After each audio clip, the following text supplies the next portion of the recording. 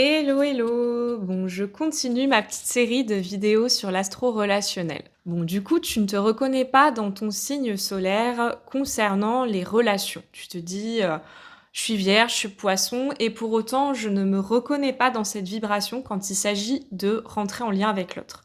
Ben, c'est normal parce que un thème astral, c'est complexe. Tu as 10 placements planétaires plus tout un tas d'astéroïdes de points. Donc, connaître ses besoins relationnels, c'est aller voir tout un tas d'éléments qui se complètent, etc., pour avoir une grille de lecture la plus juste possible. Et surtout, c'est d'aller voir certains points qui ne sont pas du tout l'énergie du signe solaire. Donc, quels sont les 3 placements que je retiendrai, on va dire les 3 placements phares concernant les relations? Donc, si on devait en retenir que 3, eh bien moi je retiendrai en numéro 1 la Lune. Pourquoi la Lune? Parce que la Lune, c'est une énergie qui parle de notre moi intime et qui parle de qu'est-ce que je vais aller chercher dans mes liens de proximité, dans mes liens intimes.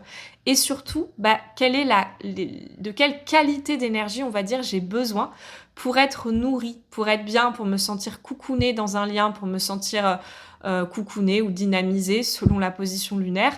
Donc ça va être vraiment mon mode spontané avec lequel je rentre en lien intime avec l'autre et mon carburant émotionnel. Ensuite, il va y avoir Vénus. Vénus, Aphrodite, dans la mythologie, déesse de l'amour, la plus belle de toutes les déesses.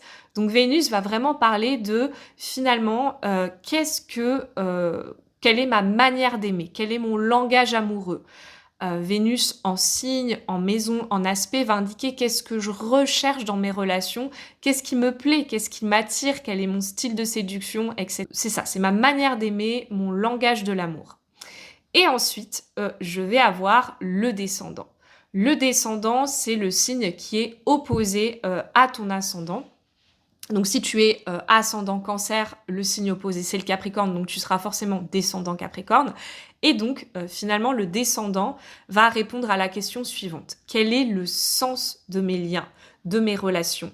De quoi j'ai besoin là aussi comme qualité d'énergie quand j'entre en collaboration avec l'autre? Quelle qualité d'énergie finalement me complète et me donne envie d'entrer en lien, d'entrer en résonance avec l'autre, de collaborer avec lui, de me mettre avec, etc. Donc ça, c'est les 3 placements phares, mais bien sûr, il y en a plein d'autres, parmi lesquels Mars pour le côté sexualité, libido, action, Mercure pour la communication, etc.